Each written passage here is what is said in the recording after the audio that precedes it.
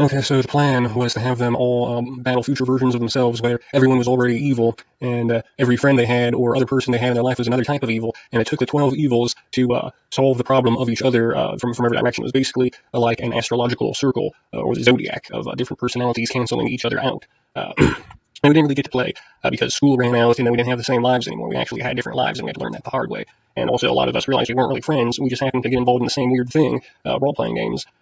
And Yeah, so we kind of all went our own separate ways.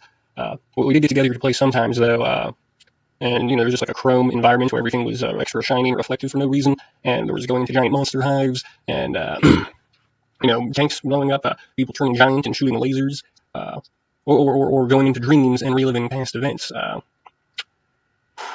What else? Well, there was a time traveler and a new person, and two new people in the group. And one person was going to be the bridge between this world and the spirit world because they were just going to copy the show Avatar. And we had a time traveler and the bridge between this world and the spirit world, and then a celebrity that was trained in martial arts and could shoot. It was basically like Bleach or DBZ at the same time while the person's supposed to be a celebrity, because that actually was sort of how confused our minds were at the time. That these celebrities would actually be more enhanced and amplified, as a spiritual person, Jedi, monk, martial artist thing, just from being a celebrity. And yeah, they went back in time, went to feudal Japan and ancient Greece, and we were going to try and find Atlantis and have them build giant robot RVs that could fly through space and maybe explore the multiverse. And there was going to be an ancient gorilla city, or maybe a giant pyramid creature, but they didn't really pan out. People actually were not interested in their own history, and as soon as they traveled through time, they actually seemed to be willing to travel back to the beginning and pretty much stop their own species from occurring just so that they would have no competition at all. They basically saw everyone else in existence as threatening their omniscience after they can travel through time.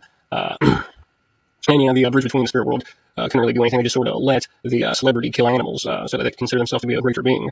And then the time traveler and after trying to stop his own species from occurring, actually trying to destroy empty space. That it bothered him that empty space was even a conceivable concept, and he wanted to see if he could send enough random ripples, like the movie The Core. I don't know if you saw the movie The Core, where the planet's core stopped spinning, and there's like this magma sphere, and you have to light off nukes in a circle to keep the magma flow circulating. And that's basically what he tried to do with Dark Space. Except instead of trying to keep the universe there, he tried to cause as many incoherencies and disturbances and distortions that the universe should unravel. And at the time, we were working out instead of rolling, so he was just doing squats and trying to unmake reality in the universe. And that was really his only goal, was to stop all space-time.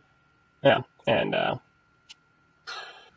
finding this to YouTube, I don't really see where the story could go. There's supposed to be a really intelligent new character coming in that was going to make a machine portal and go into another dimension where everyone else was still battling their future selves, and he was going to help. But I mean, really, it doesn't really seem like you can actually make a story interesting at all. And then if you're just trying to get people to exercise, it's like maybe you could just have a group exercise circle or something. But I don't understand what all the mythology is about.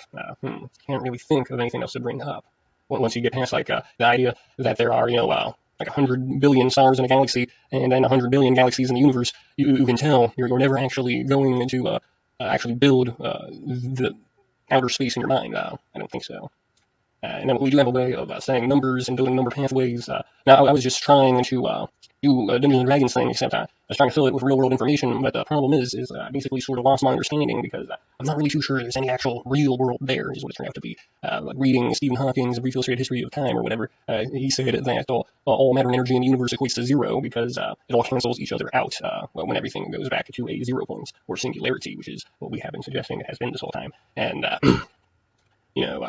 it's not really a conversation that goes anywhere once you just start talking about creationism and cosmology and astronomy and theoretical physics and metaphysics and then multiverse theory with theology, quantification of space travel and the relation between stars and the periodic table of elements, nebular cloud hypothesis. It's all supposed to be hydrogen, a single proton, electron, atoms, and just gas, empty gas filling the universe, and then they all just sort of pull on each other and make these giant spheres, which then ignite, and then it concentrates the hydrogen into helium, and then it explodes, and that creates a cloud of new elements, which are just combinations between protons and electrons and neutrons. I think neutrons. This is actually basically, if it wasn't Dungeons and Dragons, we were just sort of trying to see who could follow the periodic table of elements the most through star cycle creationism. Does anyone actually believe in this? Can we actually trace the periodic table of elements through the chain of evolution and all planets and stars and stuff like that? And it's basically there are two types of minds that still are intrigued in this weird conversation dilation. Is the type of people that continuously imagination ego battle, where if you try and say anything, they'll just try and say a bigger, worse thing. And it's like, well, how many times did you loop me or laugh me with your worst thing? Or there are the types of people who actually think that their brain is capable of understanding all things and that they should be able to project a real reality. And that's what they try to do. And they try and convert you to the real reality by projecting their intelligence into your mind so that you can tell if people are lying because you believe you understand all laws of all things.